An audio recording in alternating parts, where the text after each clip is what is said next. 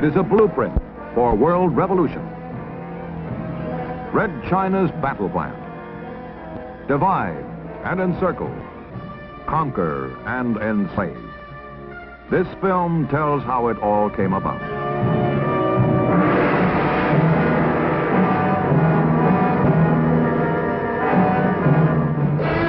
China ceased to dominate various territories, which included 3.5 million square miles, an area equal in size to 3 Indias, or almost all of Europe.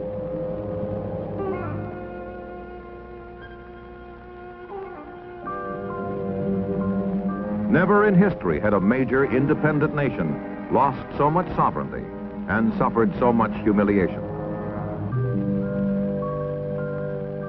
Entering the 20th century, China is a backward nation ruled by an autocratic system of emperors and kings. Her people are restless. They want to change. They demand new leadership.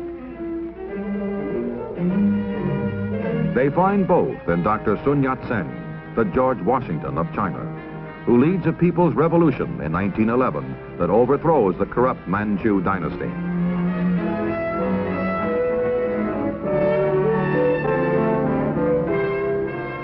Dr. Sun's attempts to establish democracy in China are hampered by reactionaries, restorationists, warlords. And amid the chaos and unrest, the Chinese Communist Party is born. Mao Zedong attends the founding conference in 1921. A man of the soil, he believes that the ultimate power in China belongs to the peasants, who make up 80% of the nation's population.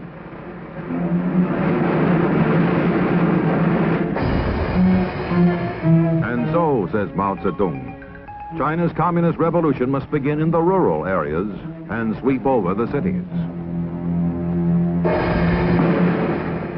Chiang Kai-shek, succeeding Sun Yat-sen, works with the communists at first, but in 1927 he purges them from his government. Chiang's armies are able to drive the red troops into the mountains, but he can never wipe them out.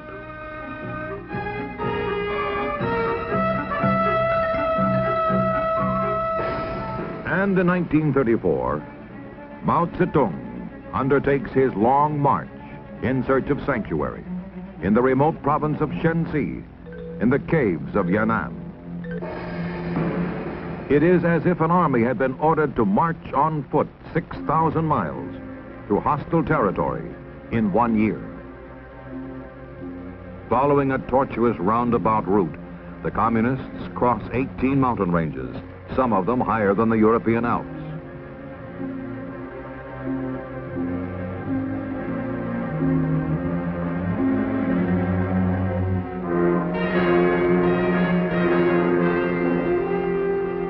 In the beginning, there are 180,000 marchers in the communist caravan, curling across the hills and plains of China for 50 miles and more.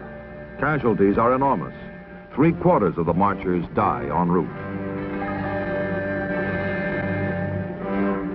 But the survivors press on, and when they reach their mountain sanctuary, Mao himself is on hand to salute and welcome them. He is and has been throughout the long march in full command.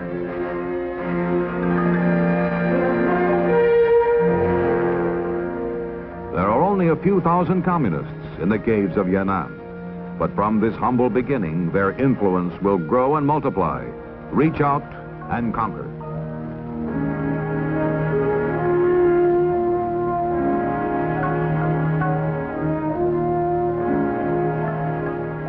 The communists ideologically are constantly on the attack, denouncing the nationalist government and Chiang Kai-shek.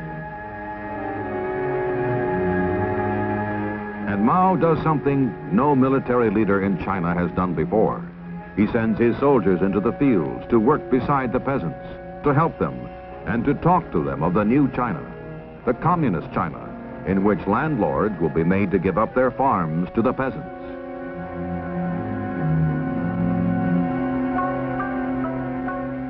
Propaganda teams travel the countryside. Dancers perform morality plays in which the landlords are the devils and the communists are the forces of righteousness, trampling their class enemy.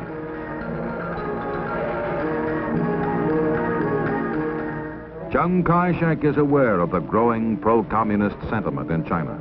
He realizes that it is a threat as great, if not greater, than the aggressive ambitions of the Japanese.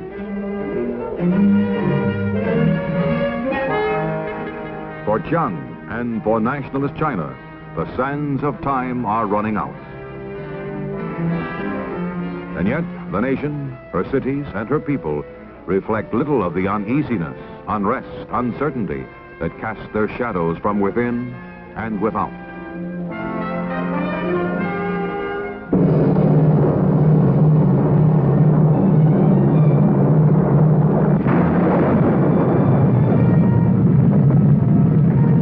Shanghai, 1937. The blow falls. Japan strikes.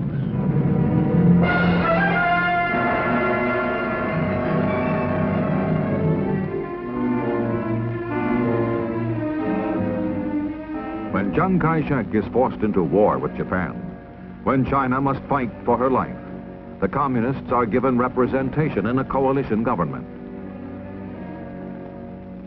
Mao Zedong makes his real aims very clear. We are fighting 70% for self-development, 20% for compromise, 10% against Japan. As the Sino-Japanese War goes on, Mao is promoted in Chinese communist propaganda as a popular anti-Japanese patriot. Wherever and however the Red troops move into battle, they spread the glory of Mao Zedong and the greatness of the communist cause. On their backs, they carry posters and slogans as they march through the countryside. When the war ends in 1945, Mao's guerrillas have grown from 40,000 to 1 million.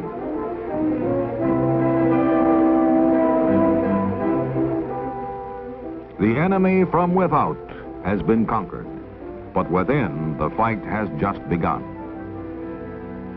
For post-war China is a nation exhausted by battle. People eat grass. Misery and hunger are deeply etched on the land and on the people.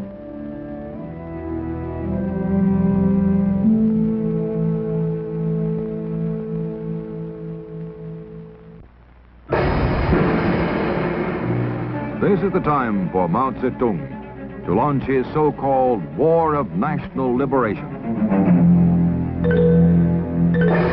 Communist forces have been strengthened by the acquisition of captured Japanese weapons and ammunition, stockpiled in Manchuria and seized with Russian assistance. Mao's strategy is based on a protracted war, a war that will weaken the nationalists as the communists grow stronger. Enemy advances, we retreat. Enemy camps, we harass. Enemy tires, we attack. Enemy retreats, we pursue. Time and again, Chiang Kai-shek's stronger, better equipped army units find themselves fighting an elusive, shadowy enemy that melts into the mountains.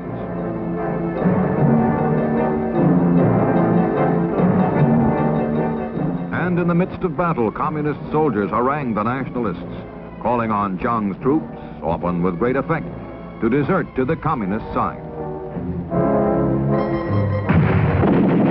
Mao Zedong's self-proclaimed War of National Liberation is a series of battles of annihilation. Injuring all of a man's 10 fingers is not as effective as chopping off one, and routing 10 enemy divisions is not as effective as annihilating one of them. Mao's conquest of mainland China begins with his guerrillas gaining control of the rural areas. Then the cities are surrounded and isolated, engulfed and defeated.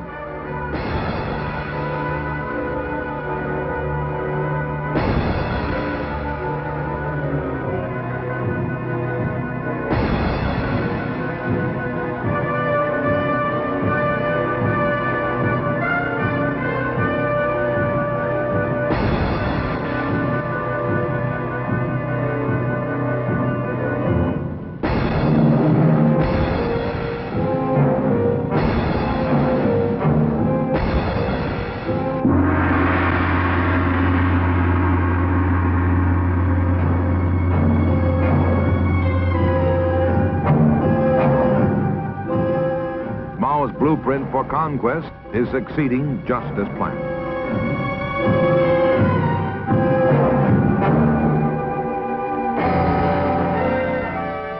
All along, Mao woos the intellectuals, the middle force in China, with talk of a coalition government, a united front, a new democracy.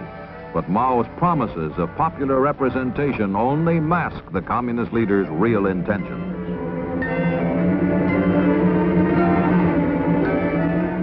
Finally, all of mainland China is swallowed up by the so-called liberation movement, and 1/4 of the world's population is brought under communist control.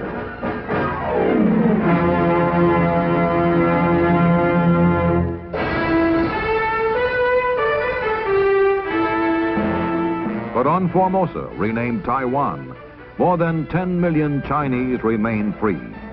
Chiang Kai-shek has escaped and set up a Republic of China government in opposition to the communists. Chiang signs a mutual defense treaty with the United States and vows one day to liberate captive China.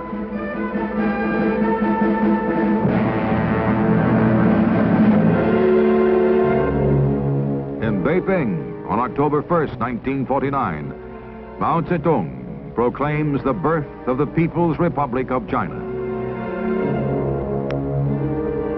In communist China, with the War of National Liberation won, Mao Zedong reveals to the world that he is no gentle agrarian reformer. In the first 5 years of the People's Republic, at least 800,000 anti-communists, by Mao's own admission, are tried and executed. Millions more die from local excesses, from imprisonment, from assignment to so-called labor reform units. In foreign affairs, Mao becomes increasingly militant.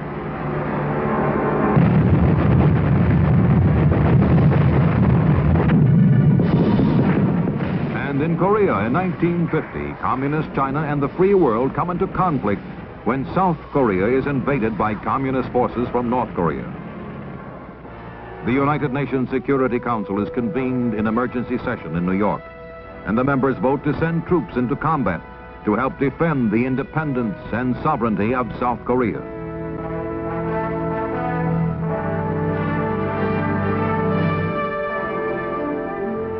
In December 1950, the Red Chinese intervene on the side of North Korea.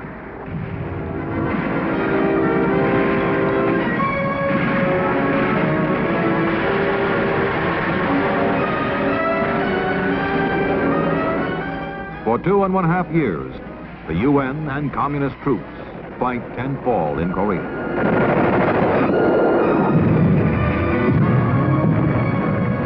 The United Nations forces hold, and in July 1953 at Panmunjom, an armistice is signed, fixing boundary lines much as they were when the invasion began.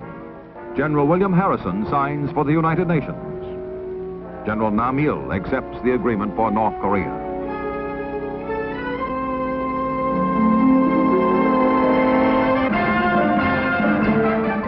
As the communist Chinese troops withdraw and return to their homeland, Mao Zedong claims a momentous victory over the free world.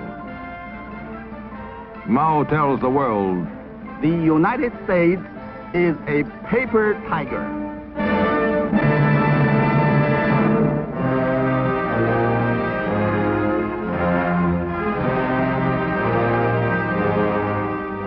Immediately after the establishment of the People's Republic, all is harmony between the Chinese dragon and the Russian bear. Moscow rolls out the red carpet for the visitor from Peking. And it is not long before the two giants of the communist world, controlling together more than 1 billion lives, sign a 30-year treaty of friendship, alliance, and assistance. Each country promises not to join in any coalition against the other, and both agree to consult regularly on matters of mutual concern.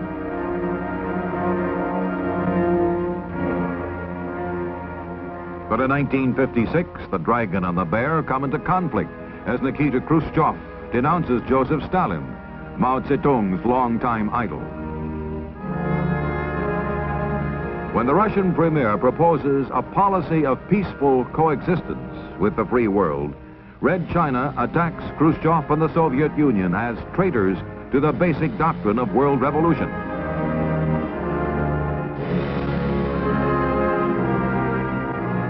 As the years go by, the rift grows wider.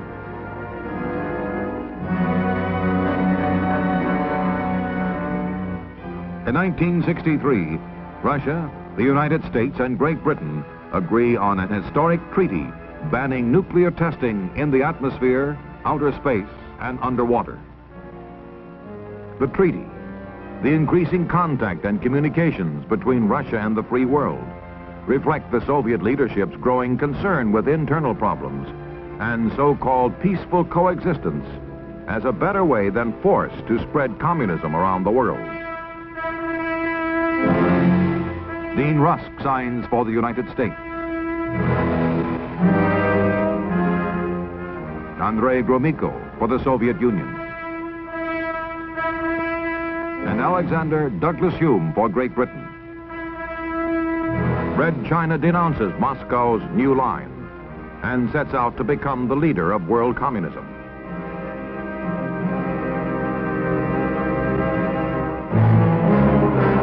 As generations of leadership change, as years pass, Peking may change its militant position. But today, Communist China seeks to spread its own brand of global revolution.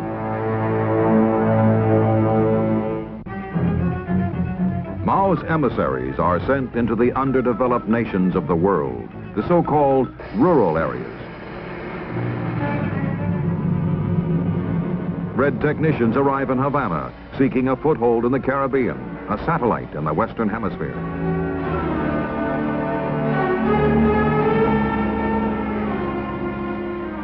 Raul Castro, Fidel's younger brother, travels behind the bamboo curtain to be greeted and decorated by Chinese military officials.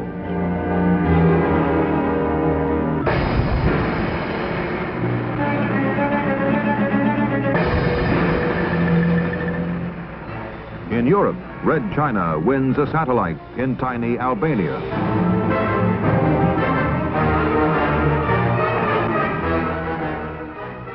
And in talks and meetings, the Red leaders preach their gospel of world revolution through people's wars of national liberation. Satellite nations are emphatically reminded of Mao's admonition. Political power grows out of the barrel of a gun.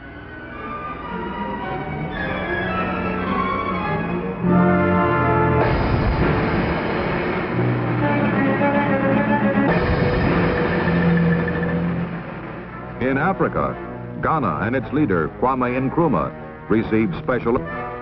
On state visits, the Ghanaian president is greeted by Zhou Enlai as Peking seeks to spread its influence throughout Africa.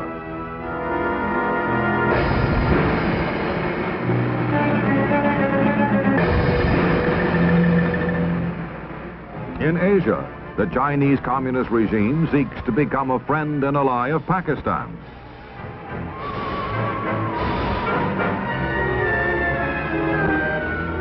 Zhou Enlai, Peking's apostle of world revolution, as he meets with President Ayub Khan.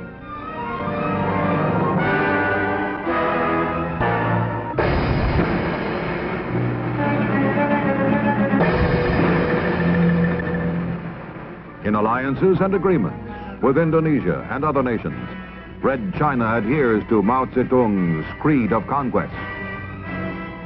The Marxist-Leninist principles of revolution hold good universally for China, all the other countries of the world. Red China's battle plan is spelled out in specific detail in an article written by Lin Biao, Vice Chairman of the Chinese Communist Party and Minister of Defense. Long live the victory of People's War is the title of the article. And its 18,000 words are directed toward the ultimate and absolute defeat of the free world.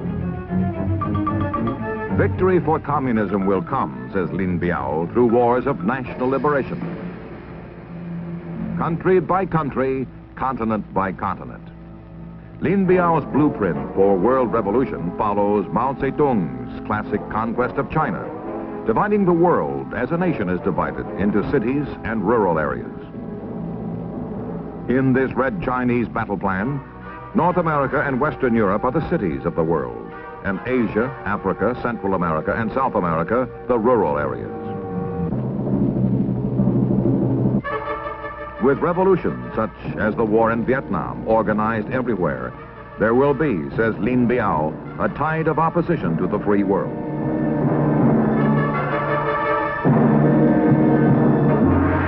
And the imperialists, the reactionaries, the Khrushchev revisionists will be swept from the stage of history. The struggle of the Viet Cong, adds Lin Biao, is now the focus of the struggle of the people of the world. The communists are waging a guerrilla war patterned after Mao Zedong's War of National Liberation. In Vietnam, as in China 2 decades ago, communists seek to dominate the countryside until the dense thicket of communism surrounds, entangles, and finally chokes the cities. And the Viet Cong fight with guerrilla tactics tested and perfected by Mao Zedong. Use any technique of terror, subversion, treachery that will harass and cripple the enemy. And so civilian prisoners are bound and chained and slaughtered by the Viet Cong.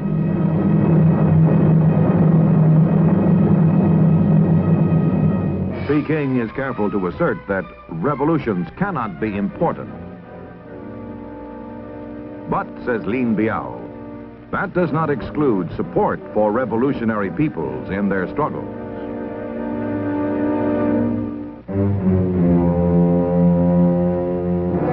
Thus does militant communist China and Mao Zedong see the day when Peking becomes the ideological center of a world enslaved. But in many countries, the Red Chinese battle plan has failed. In Ghana, Kwame Nkrumah, good friend and faithful ally of Mao Zedong, is today a fallen idol, a deposed ruler, a man without a country.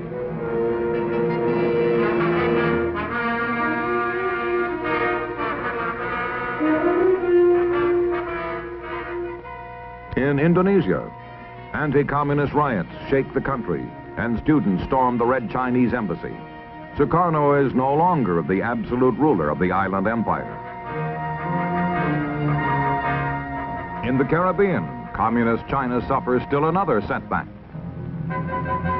Fidel Castro turns his back on Peking and sends Red China's technicians home, denouncing all but Castro's own brand of communism.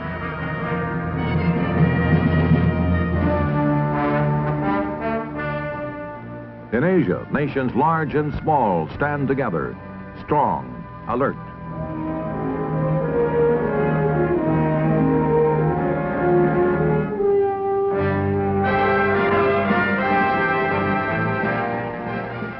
Determined to respond to wars of aggression that deny people the chance to decide their own destiny. Striving for peace. Striving for a world in which nations live by law and reason, not by threats and destruction.